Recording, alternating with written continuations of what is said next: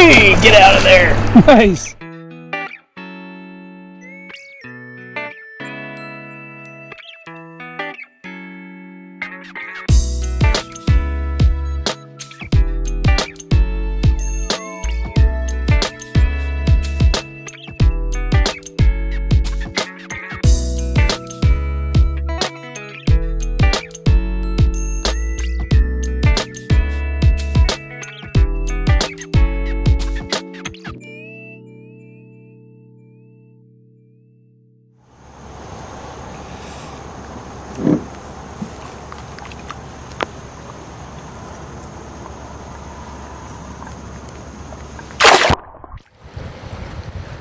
Morning folks, I'm on Mogador Reservoir near Kent, Ohio today, and this week I'm going to be hitting a bunch of different electric only waters in the state of Ohio. Right now we're only a couple miles from Vic Sports Center, which is the Torpedo dealer here in this region of Ohio, and they service a lot of different electric only lakes in the area. They're actually the sponsor of some of the electric only tournament series, and I'm actually going to be on the water with Rory Franks here in a couple days. We'll talk about the electric only series that he runs, but for right now we're going to zoom out. I'm in the my Tracker Topper 14 by myself today, and I'm powered by the Torpedo Travel 1103. It's a 3 horsepower equivalent electric outboard. If folks want to talk in terms of pound thrust, the equivalent is about 105 pound thrust. So right now I'm cruising along at 6.3 miles per hour. I know that because my throttle here tells me, because there's a GPS unit in the battery itself, and that helps calculate your remaining range. So I'm gonna zoom out here, hopefully get a little bit going on top water. We'll see what happens. So I'm cruising out, and I'm spooking all kinds of stuff right on the surface, so that has me excited. I am making a beeline there's a couple islands here where, you know, there's a pinch point between an island on this side and a point, you know, of land that comes out here, and there's a creek channel that runs in the middle. You know, I'm not so much focused on the creek channel itself until later in the day. I'll definitely put a jig on it, but I'm excited to get out in the area where, you know, you have some good depth nearby. Access to deep water, I think, is important for largemouth this time of year. Our water temperature isn't too bad. I'm looking at 77.7 degrees, and you know, that's a nice temperature. Certainly earlier in the summer I've been fishing much hotter, and you know, when that happens, they're kind of trapped in either deep water, shady areas, or running up into the creeks where there's cooler water coming in. So gonna head out to these islands, check them out, see what we can get going. There's another couple fish that I'm spooking with my wake.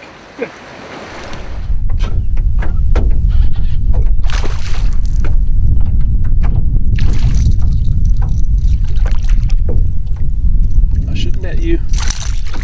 I'm not going to. Alright. Got a couple of them about that size on the Spro Little John. So this point, really it's a big grass flat out in the middle. I think if you wanted to call it something, it's a submerged island, you know, but what's nice about it is there's grass on it. It gets up nice and shallow, and on the end of it, it's close to that point. So that's the shore. I think it comes off of the creek channels back there, and it comes almost all the way across. So somewhere behind me there's some very deep water, but I'm up in, you know, 4 foot or less with grass. You can see the grass. I'm kind of ripping the crankbait through there.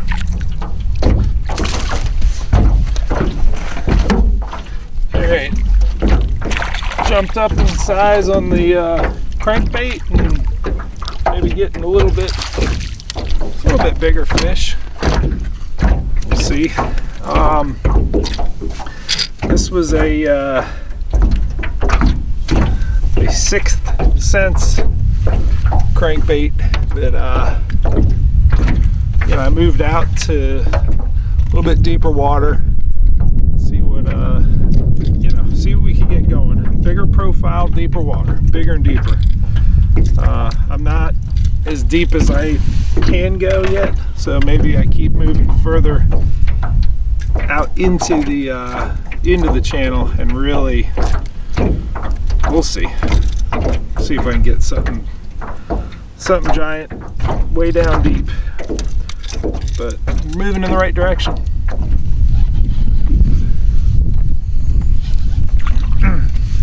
This one stayed down longer and it's pulling drag, and I will tell you, I've seen a lot of fish, or a lot of fishermen on the bank.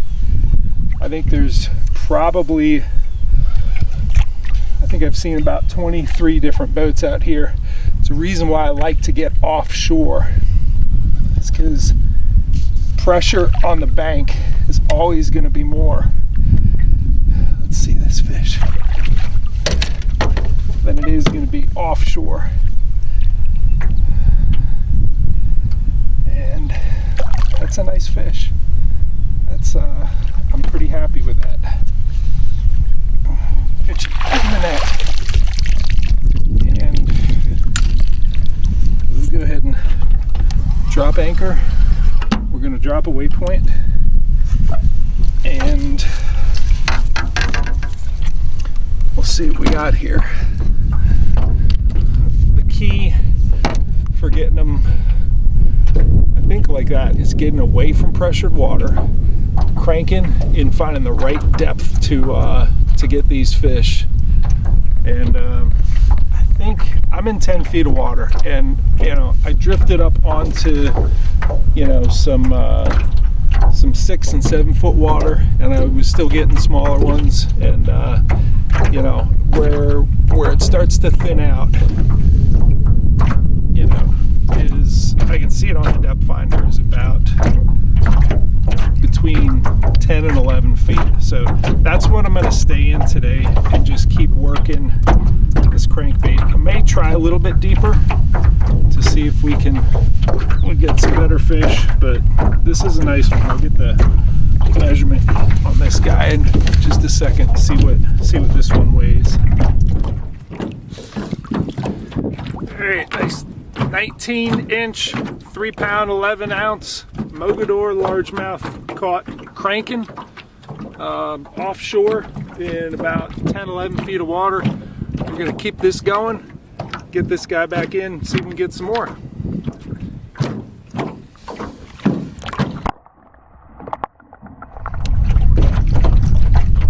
So really all you're looking for is a deep grass edge, and that happens at different depths based on the water clarity of the particular reservoir you're in. This one's pretty green water, but there is a stain to it. There's certainly some lakes that I fished back home in Maryland and in south central Pennsylvania that are super clear and have grass growing, where that transition, this grass starts growing 17 feet down. So in this particular lake, it's 10 feet. So that's the depth I'm going to target. Right now I'm at 9.8, and I can see it.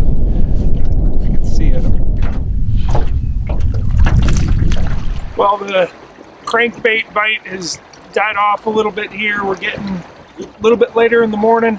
I'm going to take a few minutes and run up on this sandbar here and just give you a quick bow to stern of my rig here, and all the different tools I have on it to make it something that's really perfect for fully exploring any size electric only lake. So we'll go ahead and start at the bow there. That's a custom anchor boom. I actually like to have it out away from the boat, so when that mushroom anchor comes up, it doesn't bang on the boat. Had some custom welding here done between the anchor boom and then this little line guide. Going back to, this is a kayak anglers will recognize this. This is an Anchor Wizard. and it's just a clutch system based anchor winch there. So I'm going ahead and drop that off the bow there to keep things put. I also have another thing that helps me stay put. That is the Yak Attack park and pole, coupled with called a Zuka tube. It's actually a rod holder, but I've coupled it with this park and pole, which is something that folks who do some inshore fishing on the at the beach, or if someone's done some red fishing or anything like that, they know how to use that. They pole around with it, but it also keeps the boat in place. Overall, looking at the boat, it's a 14-foot tracker, Topper 14, and my only propulsion is this motor. I don't have a bow-mounted trolling motor up front. Everything is done through this. So the Travel 1103 here is a 3-horsepower equivalent electric motor that will move this boat before I really rigged it out and put in the flooring and a lot of the track and the anchor and everything else, the seat. I could get this boat, when it was empty, I could get it up to 6.5 miles per hour. Now that I've added things solo, I get about 6.3 miles per hour. And then with the fishing buddy and all our gear, we can get usually about 5.4 to 5.7 based on how much gear somebody brings. So the stick steer allows me to steer the boat even though I'm sitting up front. Throttle, I have a remote throttle up here. Normally we have a tiller throttle on that, but I don't like sitting back here. I like getting my weight forward in the boat. It gives me better speed and range. Depth finder I'm using is a Offshore Helix 10, and to keep this powered all day long, I have inside this waterproof box is a Dakota lithium battery. The flooring I put in with Trey Leach of Innovative Sportsman. It's aluminum with a foam underlay. I kept it low. I didn't deck it totally flat out because I wanted to keep it lightweight. I didn't necessarily want to do compartments because I could just throw all my gear in here. The seating I have is a Millennium Marine seat, and I have there's a stainless steel swivel under there, so it turns all the way around. I have lots of Yak Attack gear track here. That's it. That's my rig, and I don't trailer it. I leave it in the bed of my truck, and I actually use a set of kayak wheels. It's a kayak cart that gets it in and out of my the 8-foot bed of my F-150, and I get in all sorts of places with that it's a little bit harder when you're maneuvering a trailer around. I just like the simplicity of this, and it's still lightweight. I can handle it. So that's my rig. Wind is picking up here a little bit. I'm going to try the deep end of the this point here. Maybe drag a jig. If they're not eating the crankbait, let's see if we'll get a big black jig on them. See if they'll eat that.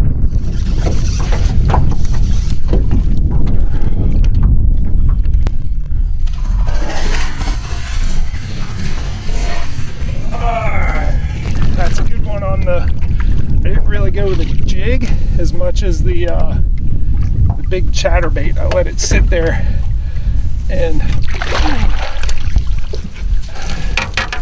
really just fished it like a jig. So that is I guess it paid off to come off the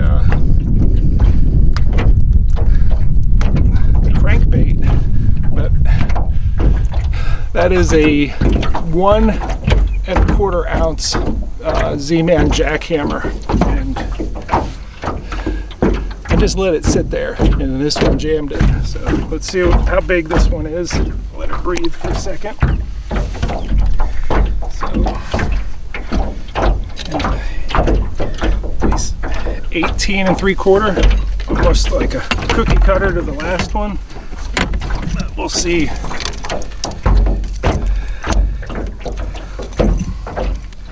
These offshore grass edges are really paying off. Yeah, a little bit heavier, about 312, 313, somewhere in there. 3 3/4. Another nice one from Mogador. So go ahead and get this one back in, and you know, maybe relax a little bit with the jig bite. And it was just sitting there. I had hopped it a couple times, and you know, they weren't taking that, but as soon as I let it sit there, this one jammed it pretty good. So, all right, definitely moving in the right direction. 1 ounce heavier than the last one. This one was 18 3/4 and 3 pound, 12 ounce. Get her back in. See you later, big girl. And she goes. I got the radar pulled up here, and we're gonna get slammed. I'll go ahead and let it play the future. We're here near Kent, so it's bearing down on us. I'm gonna get off the water before that happens, and we'll go ahead and hit play on that.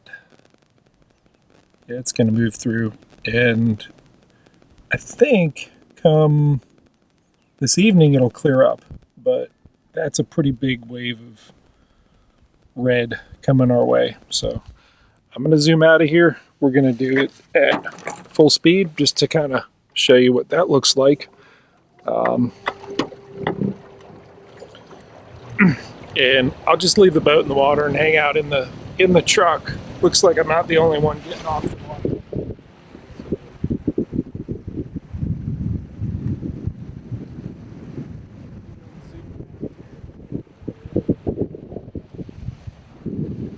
It's a good thing too. Currently going 6.1, 6.2 miles per hour. So I'll be back there pretty quickly and come back out after the rain passes. All right, the storms have passed, and I think I'm gonna head up into the upper end of it.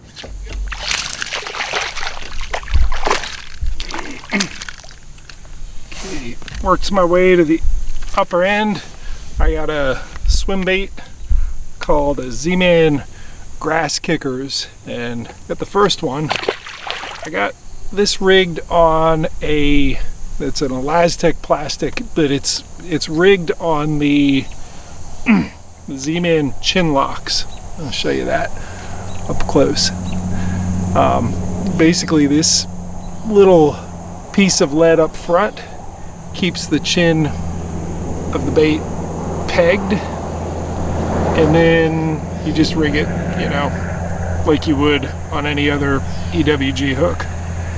So it's real nice it coming through the grass clean, and you just got to focus, you know, as it's wobbling through. That big boot tail kind of kicks side to side, and it has a cadence, and when that vibration, that cadence gets stopped, when you don't feel it, you're either caught up on some grass or you're in a fish's mouth. But I can feel it wobble, wobble, wobble, wobble, wobble. And I'm just waiting for that wobble to stop so I can set the hook. Oh, that's a good one. This is just like fishing in the tidal Potomac. You know, you get right on the edge of these,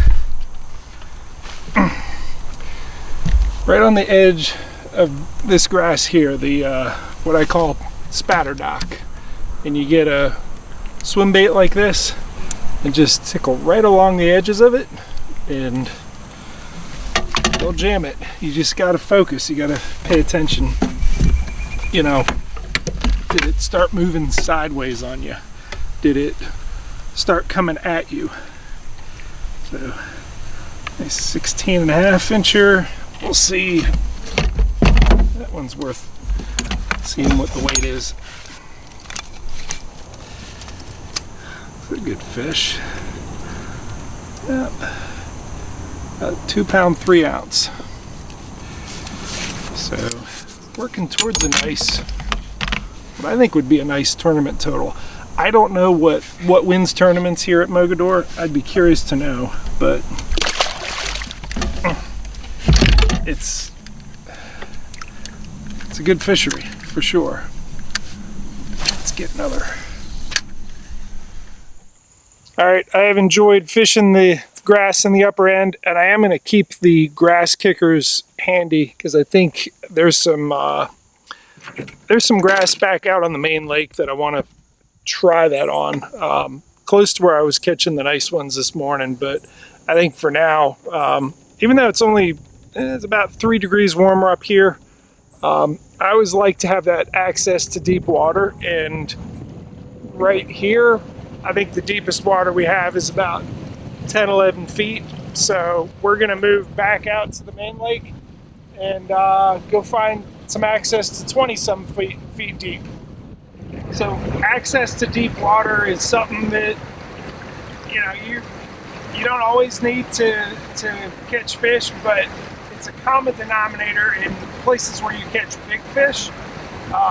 You know, they can pull up shallow, but they have some of the deeper water right next to them. So that quick drop off where I was this morning, it's just kind of calling my name. I want to get back to that or something like it in the main part of the lake, instead of being in the upper end where, you know, I'm sure there's some good fish up there. It's just, I'm not feeling it there for big fish. I think out in the main lake.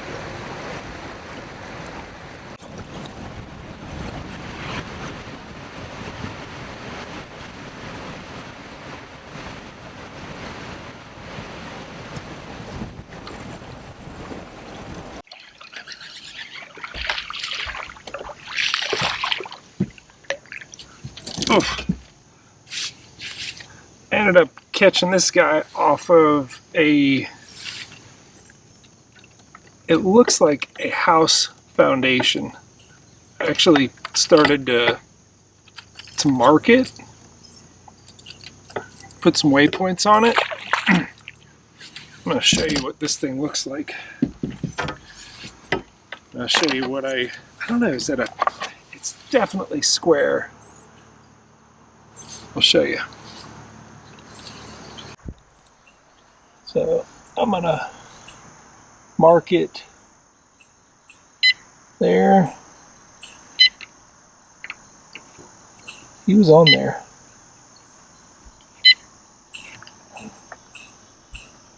There.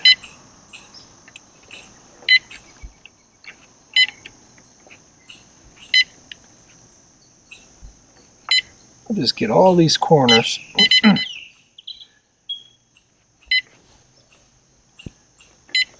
And maybe put a jig on it.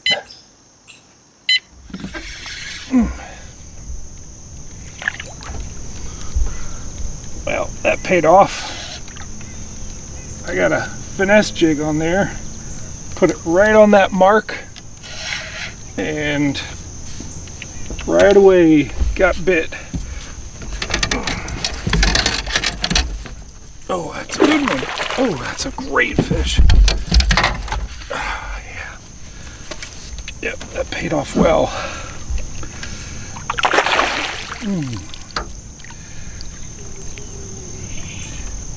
I'll show you what this, I actually made the jig myself with a do-it mold, and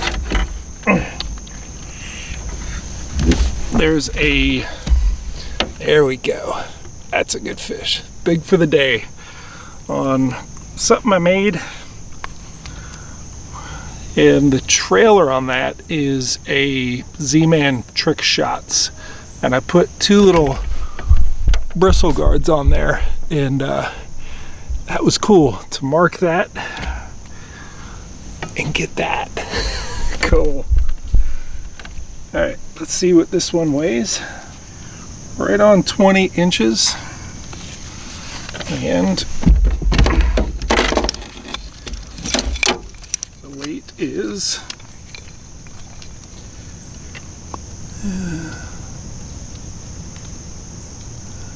It's about 4 pound 3 ounce, 4.3. So good way to end the day. I'm looking forward to getting out on the water with the director of Do Bass. It's an electric only tournament series, and it's Rory Franks, and he certainly knows this water well. We're going to get out on another local body of water, and you know, he's going to talk about the tournament series, and we're going to see if we can catch some fish. But great way to end the day. We'll go ahead and put this 20-inch on the nose, 4 pound 3 ounce back in the water. Mogador, great fisher.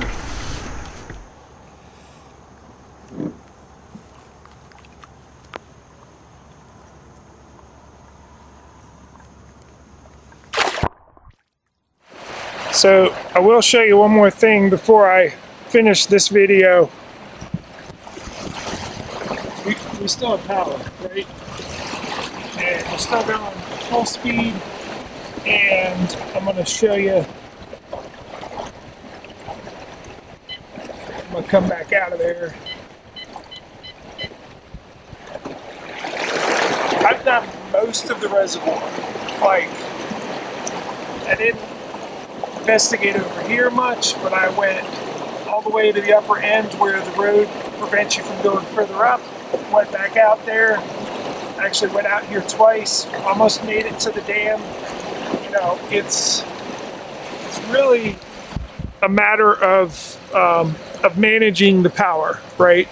You can't go full speed everywhere all the time, but you can have an amazing amount of range. I'll go ahead and put the range up so you can see really what that means. And right now, I still have power, and I'm going over 6 miles an hour. I still have battery life, so I'm just zooming back at full speed. But if you wanted to kind of budget your time, you could certainly do that in a way, you know, where you save some of the power for the end of the day, or you just manage it so you have enough to do exactly what you need to do. Whether it's tournament day, or exploring new water, or just doing a milk run of you know, a fishery, you know, going from spot to spot.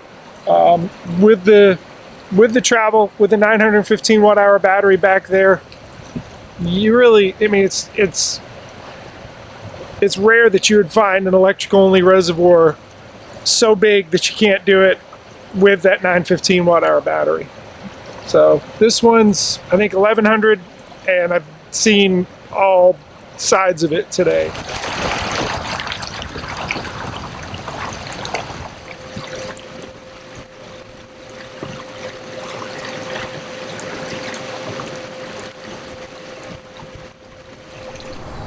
Morning. I'm on another one of Ohio's 30 couple. I don't know how many there are, because I researched it and I came up with 28 or 29. Everywhere I go, I talk to people, I say, oh no, have you gone to Lake so-and-so? Yeah, that's electric only too. So not totally sure how many electric only lakes there are in Ohio, but this is one of them. It's one of the smaller ones. And later today I'll be meeting with the tournament director for Do Bass, which is a tournament organization on electric only lakes, and I think their home water is Ladue Reservoir, hence Do Bass. And Rory Franks is his name, and I'll be meeting him out here a little bit later today after he gets off of work. But I'm going to spend the day learning this little lake and hopefully catching some nice bass, maybe some bluegill. Who knows? We'll see what happens.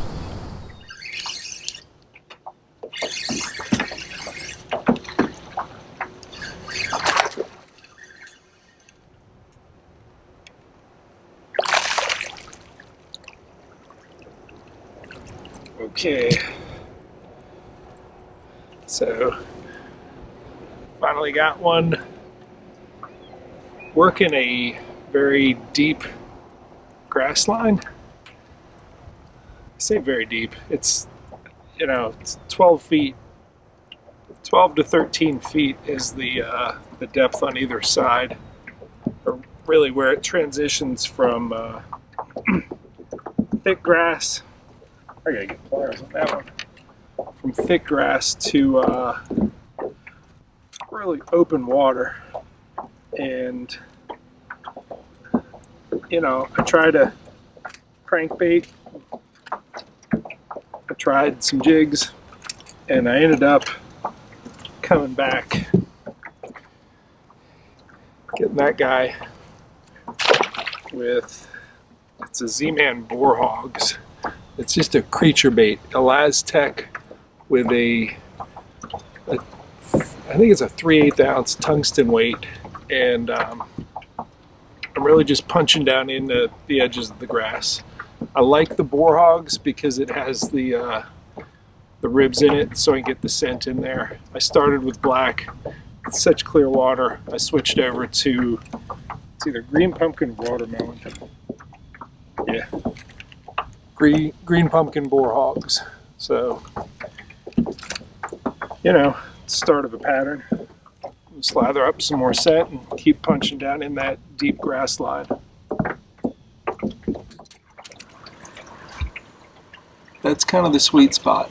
That's the little, you know, if you can punch the soft plastic in up there, hop it out, and then get it right in this little clearing, that's where I picked up that last one. All right, I'm here with Rory Franks, and he's going to take my boat for a ride, and we're gonna zoom. I'm gonna have you just kind of cut and run with it, and just kind of have fun, you know, trying out the Torqeedo Travel 1103. Great. Then we're gonna go do a little bit of fishing, but talk, you know, electric only tournaments. Very excited about it, and the first time I've ever driven a Torqeedo, Nice. especially with the stick steer. So pretty interesting to see how it goes, and I know the distance and the time that it takes to get in certain spots because I've fished here for years. So Right. I'll give it a good test for you. Well, solo, this does about a little over 6 miles an hour. Before I even built it up, it was, you know, before I put the flooring and everything else in it, I was getting 6.5. Wow. So, but you'll probably get 6.1, maybe 6.2. Okay, even with the dog? Yeah, even with the dog, even with Cooper. Cool. You ready, Coop? All right.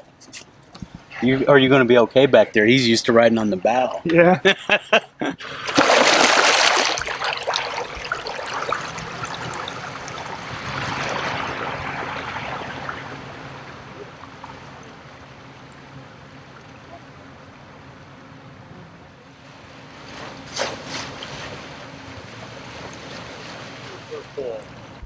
Very quiet.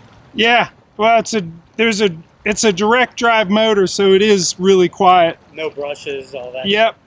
Gotcha. Yeah, brushless motor. What about through the little bit of weeds right here? It's got a weedless prop on there, so it'll chew it up pretty good. Okay. Give it a try.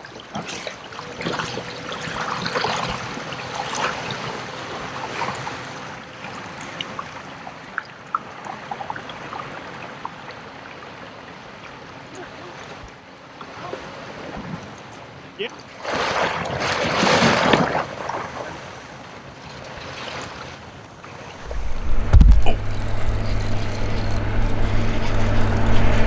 Hey, get out of there. Nice. Here he comes, Coop. Here he comes, Cooper. Where's he at? Oh, he's diving. Here he comes, Cooper. Here he comes. Oh, he came off. Dang on it, Cooper. Look, where'd he go? Where did he go? Oh, man. Wanted to boat him. He gave a good acrobat. Was it in the grass or? He was right on the outside edge, I think. I didn't feel any grass when I cast it there. Yeah. But I could see the top of it. And that's perfect that you just anchored up, too. Nice. So tell me about the electric only tournament series. Well, That it dates back to what? 2001. Okay. I'm a juvenile probation officer, Right. and I actually had approached our court about creating a diversion program involving fishing, and somehow I sold it to the judge, And, you know, it came a little awkward because these kids would be going in front of a judge and they would order them to go fishing. So, you know, and that was too long ago. Nowadays, judges understand that thing, the positive aspects of doing various social activities that can help curb delinquency. Well, I started the program with these kids. They helped me run the tournaments. And I got some other anglers that I kind of had known and tied them into the events with us. And it was amazing to watch the kids take hold of what it was we were trying to promote, the camaraderie of fishing. Not so much tournament fishing or getting out there and winning or the big, shiny, expensive boats. It was more about creating the boats, building the boats, seeing what other people would create. And Ladue was just sitting there waiting. It was ripe. The fishing in it was phenomenal. It really wasn't that well exposed. And the first couple of years, some of the weights that we caught for Ohio, it made the whole series blossom. So as far as I'm aware, other than some clubs and whatnot, it was one of the first electric deals going on that created a tournament scenario. Well, as it got a little more goofy for the judges to impose sentences for these kids to go fishing, I kind of just started developing more of a group of guys that started helping me run it. Lo and behold, on this little 1,500 acre waterway, we ended up with 50 teams. Wow. I had to cap it. Yeah, it was surprising to me. And a lot of writers locally call it a cult following of Ladue. And we've actually named it, I used to write stories online about it, we've named it Mother Ladue, because kind of your mom helping you learn the finer qualities of what fishing all involves. And the group of people that started with the 50 teams, 100 people, we managed to keep probably 25, 35 of them for numerous years. In the last couple years, it's kind of dwindled off. People are getting older. We have kids that indeed are interested. But what I'd started doing was getting Kent State involved with helping me run the tournaments. Right. My fishing crew had gotten old, started having children, lives going forward.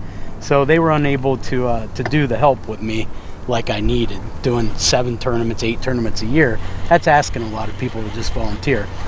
Kent State came into Mother Ladue, and it did exactly the magic like I figured it would. I have students who are committed to helping me. They pull the trailer, they show up 4 o'clock in the morning at my house, help me do everything, stats, website. And it's just continued its motherly venture ever since then. He's scooting. Hey, I thought he was much better than that. Where is it, Coop? He was in weeds. Felt like he was a 3-pounder. Where is it, Coop? Hey! Get him. Get him. Cooper don't usually lick little fish.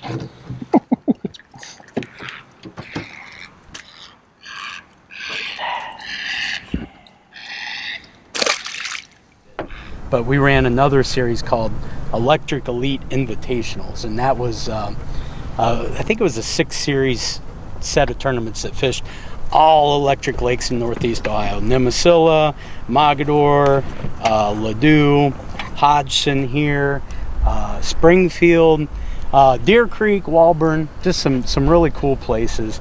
And we had about 25 or so teams. What that was kind of designed to do was the fun was incorporated to it, but we really increased the payout, a really high payout, like guaranteed $1,000 to first place. And for, electric guys and jump boats, that definitely was intriguing to some, especially those of us in their angling quest that were growing into the bigger boat scene. Guys really wanted to do that. Surprisingly, we ended up with a lot of people coming from those individual lakes, the home-based anglers. Right. And these were younger kids, and we started having really good recruitment and turnover in it. So electric elites were awesome. I just ran out of time. I got old, and I can only run so many events in a year, running big boat stuff.